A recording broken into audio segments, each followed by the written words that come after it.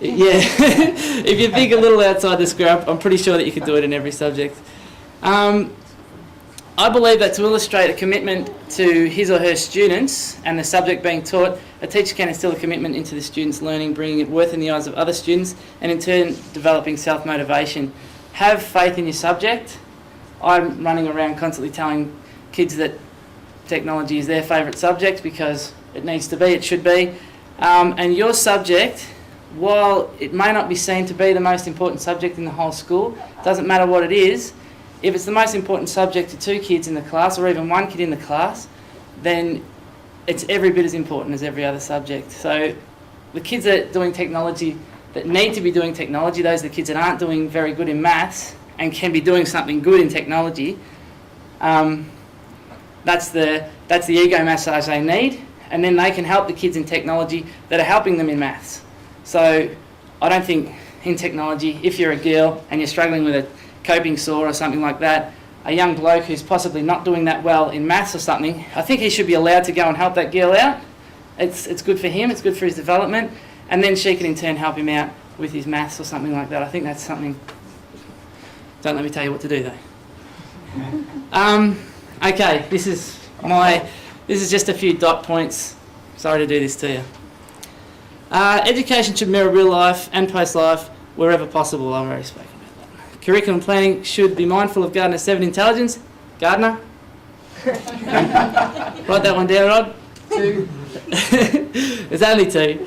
The learning environment must be supportive and positive. So I'll give you a little example of my vet class. We were given a room that was just empty. It was about this room and half it again, and it was empty. And this was on my second week.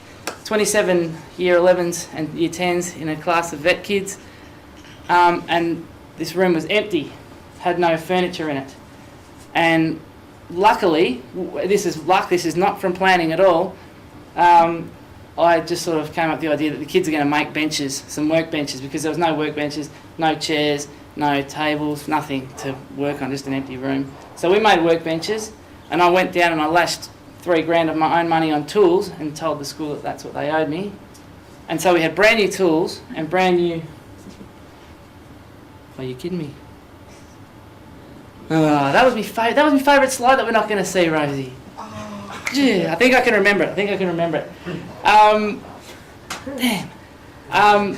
We made tables and we made racks all around the room, and my year 8 class, that was my vet class, my year 8 class, we had some old chairs that were getting thrown out, those ones that you sit on, your sewing from the sewing and in the art department.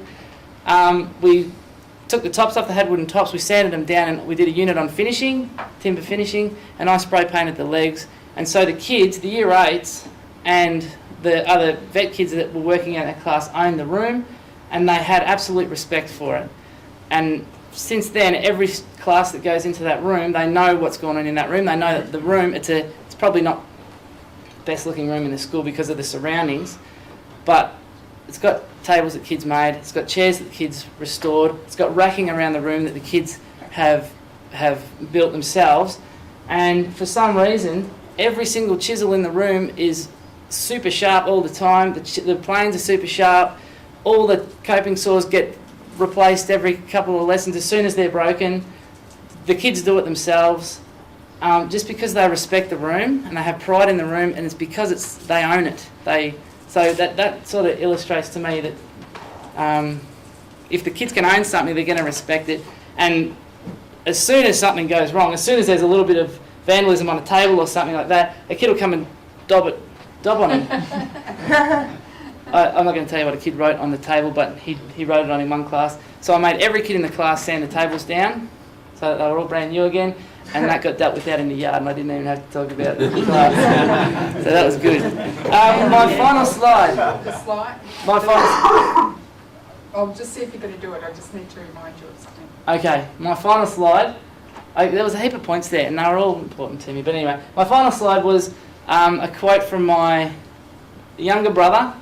We used to vent a lot to each other because he started teaching at the same time as I did.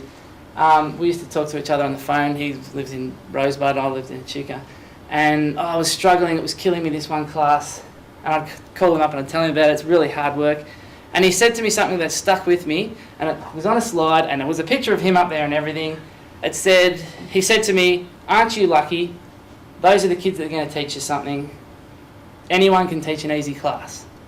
So what I'm trying to say to you is, when you struggle, you're not going to struggle forever.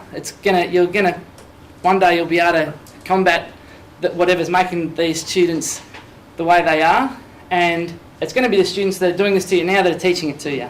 So I suppose that's my little brother, Tommy Colcott, his name is. There's another theorist for you, Rod. Tommy Colcott.